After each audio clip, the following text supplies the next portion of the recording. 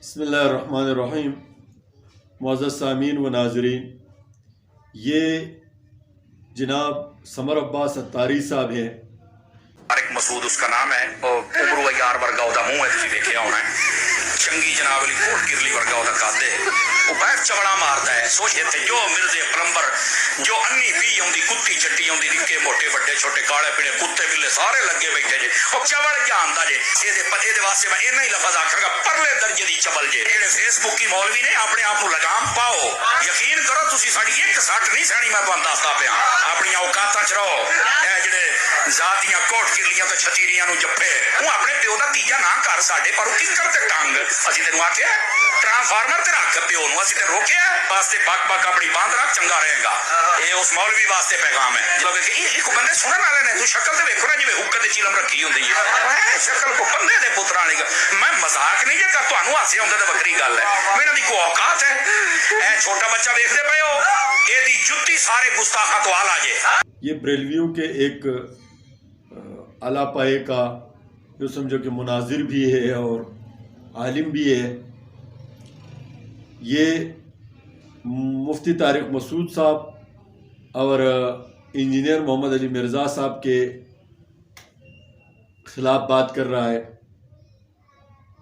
ان کے نظر میں یہ دیوبند مکتب فکر کے جو علماء کرام ہیں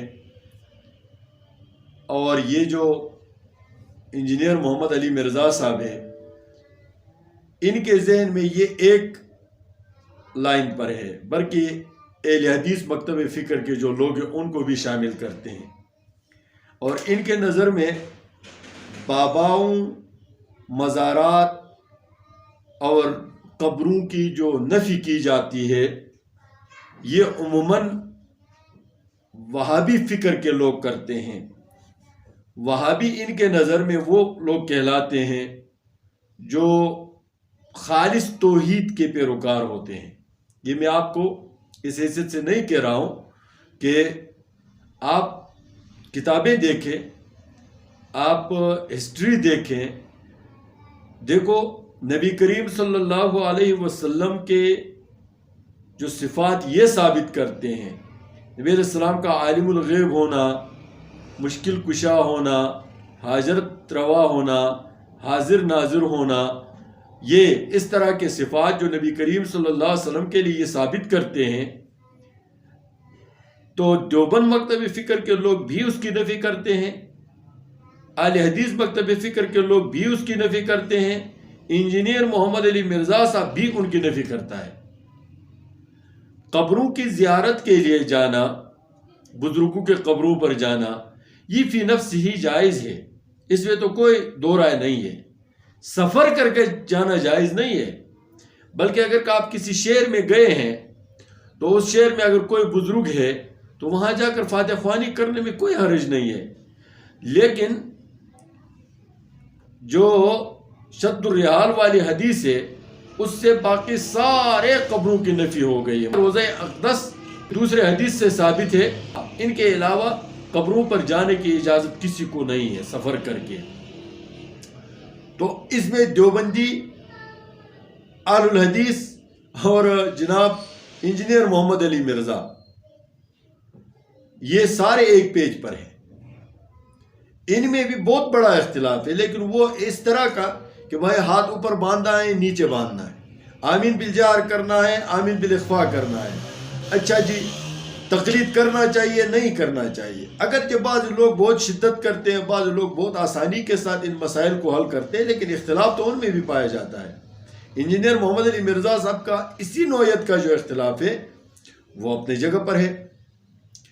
اب ایک پوائنٹ ایسی ہے کہ جہاں پر دیوبند مکتب فکر، اہل الحدیث اور جناب محمد علی مرزا یہ بالکل آمنے سامنے آ جاتے ہیں، اور وہ یہ ہے کہ جو مشاجرات کے بارے میں انجینئر محمد علی مرزا صاحب جو بات کرتے ہیں، بے شک وہ بخاری کی روایت لے کر کریں گے، مسلم کی روایت لے کر کریں گے، لیکن اسی نقطۂ نظر میں جا کر اس کے اور دیوبندیوں اور اہل الحدیث کے جو لوگ ہیں ان کے درمیان میں بہت بڑا گیپ پیدا ہوتا ہے۔ بعض باتیں ایسی ہے کہ جو دیوبند مکتب فکر کے لوگ اور یہ جو انجینئر محمد علی مرزا ہے اس کے درمیان میں بھی اور تو یہ اور انجینئر محمد علی مرزا اور اہل الحدیث ایک پیج پر نظر آتے ہیں. مثلا اکابر علماء دیوبند کو لے کر انجینئر محمد علی مرزا بھی ان کو اسی نظر سے دیکھتا ہے جیسے کہ عام صوفیاء کو دیکھتا ہے. وہ کہتا ہے کہ یہ جس طرح کے مثلا بریلوی بابا پرستی کرتے ہیں، اکابر پرستی کرتے ہیں، اسی طرح دیوبندی بھی ایسے ہی ہے، لیکن حقیقت میں ایسا نہیں ہے. اس نقطے پر دیوبندیوں کے ساتھ بھی اس کا اختلاف ہے.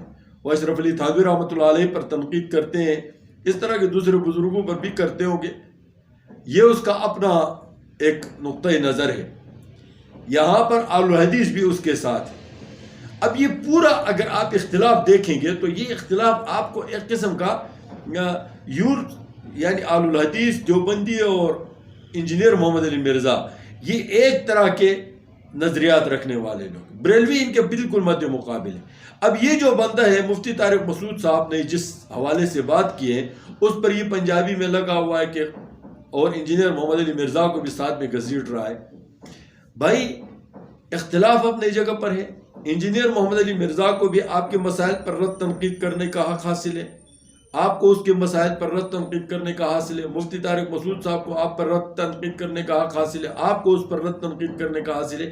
لیکن آپ جس دھمکی آمیز لہجے میں بات کر رہے ہیں یہ علمی بات نہیں ہے.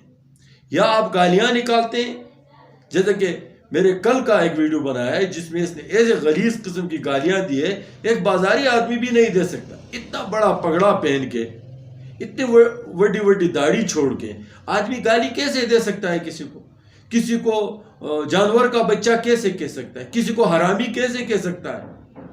یہ کس طرح کا مولوی ہے؟ ایسے ہم تو کافروں کو گالیاں نہیں دے سکتے، اور یہ مسلمانوں کو وہ بھی فروعی اختلاف میں یا ایسے نظریاتی اختلاف میں وہ اس کو گالیاں نکالتا ہے. مجھے لگتا ہے کہ بریلوی مکتب فکر کے جو سمجھدار علماء کرام ہیں وہ اس طرح کے گھوڑوں کو بالکل لگام دے. یہ کس طرح کا بے لگام آدمی ہے؟ یہ کوئی طریقہ ہے بات کرنے کا؟ یہ اپنوں کے خلاف بھی بولتا ہے تو ایسے گالیاں نکال کے بولے گا کہ آدمی حیران ہوتا ہے. اللہ تعالیٰ ہمیں علمی دین کے نقطۂ نظر سے سمجھنے کی توفیق عنایت فرمائے. السلام علیکم ورحمۃ اللہ وبرکاتہ.